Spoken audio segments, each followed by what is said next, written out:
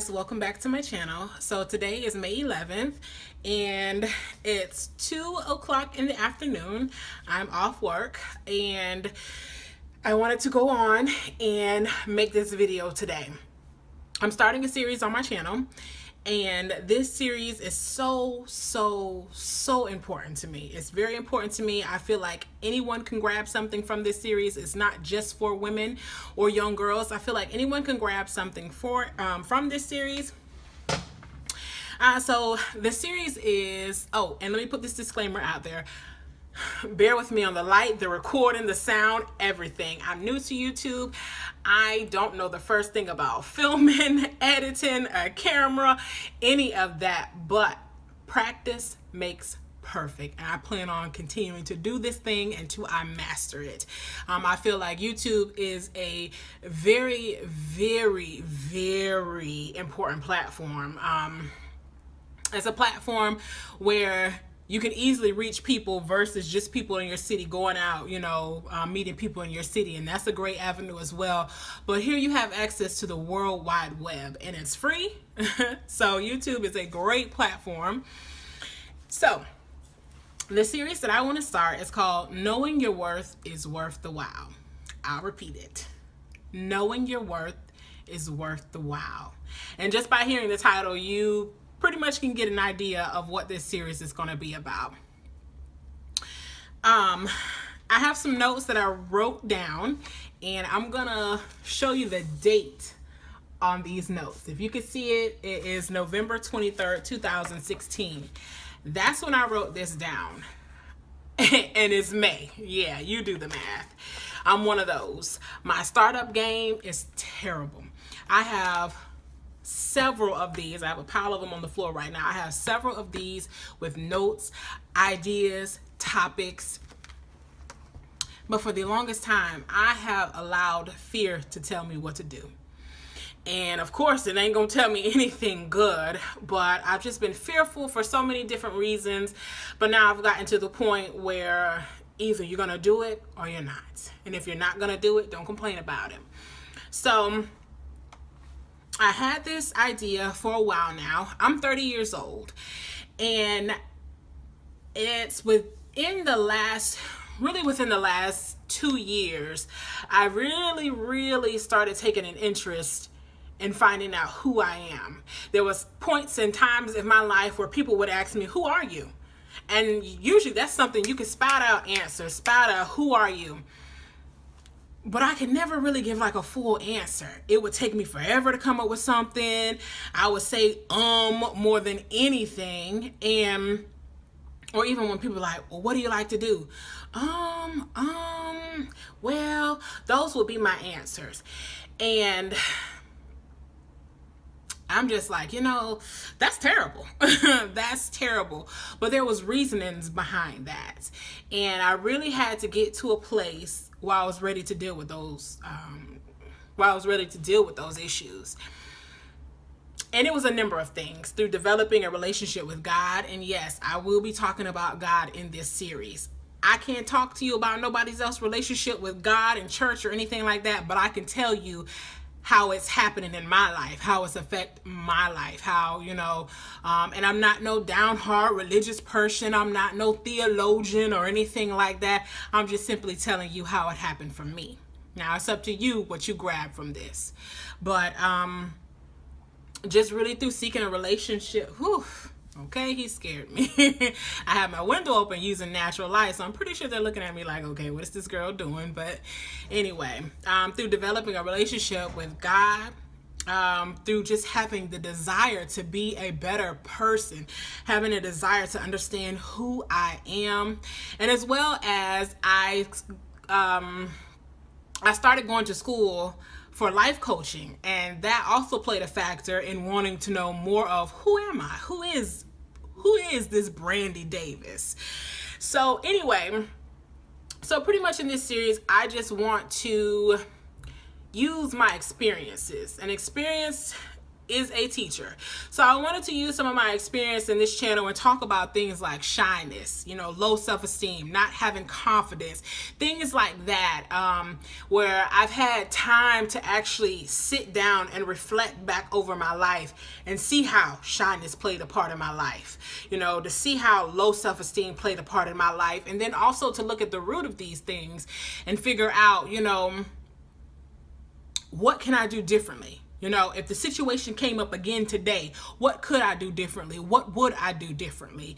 And so that's pretty much what it is. It is dangerous, and I do mean dangerous, to live in a world where everyone knows who you are except you. That's when the mind games come into play. That's when getting overlooked, that's when getting taken advantage of.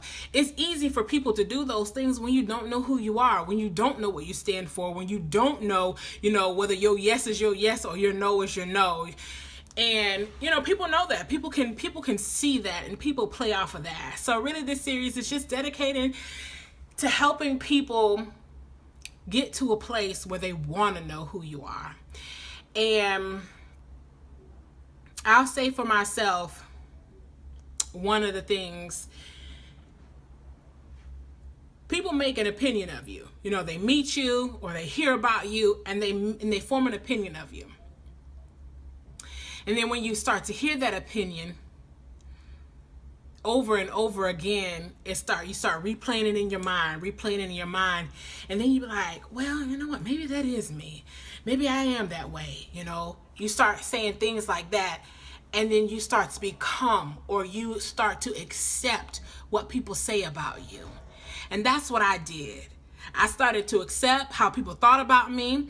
And it wasn't necessarily always something that someone said verbally to me. It could have been how they treated me.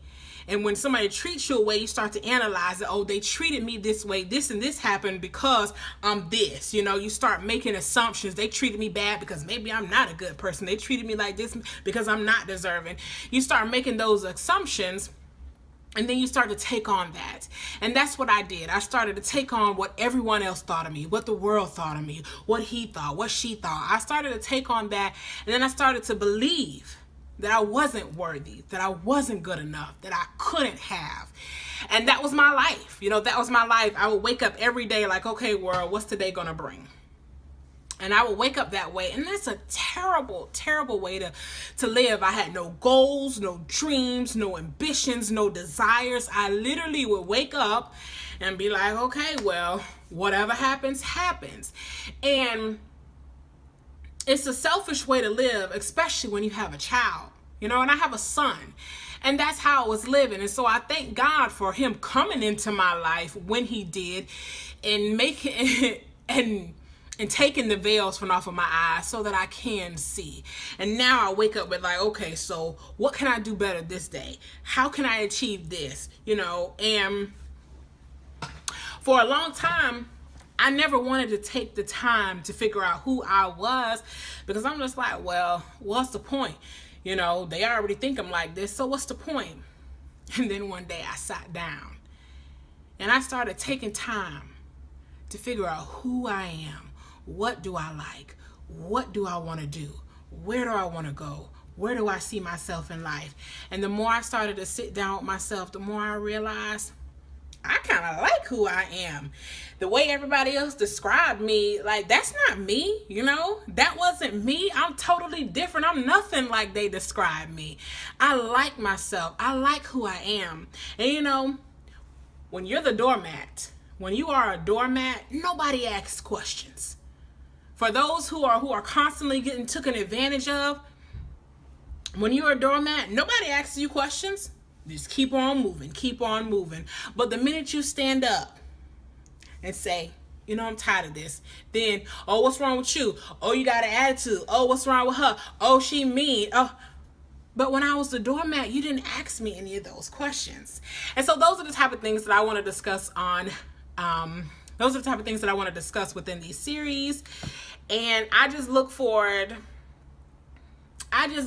because I understand, I look forward to hearing from people. I look forward to, listening to other people's success stories, and just taking this one day at a time. Like I said, I'm new to this, but this is something that has been ringing out in my spirit for some time now, and I just refuse to act on it because of fear. Just afraid of everything. You name it, I was afraid of it. But the more I sit back and do nothing, the worse I felt, the worse I began to feel. Like, honestly, even though I may be a stuttering Stanley right now, messing up, not looking in the camera and all of this, it's almost like a sense of relief that I'm feeling. Like, finally you're getting started. Finally.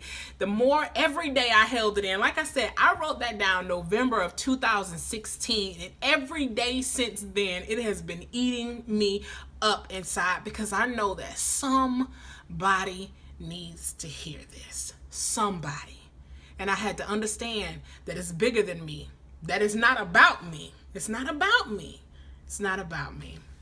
So I look forward to all the positivity to come from this series. All right, guys, I'll see you in my next video.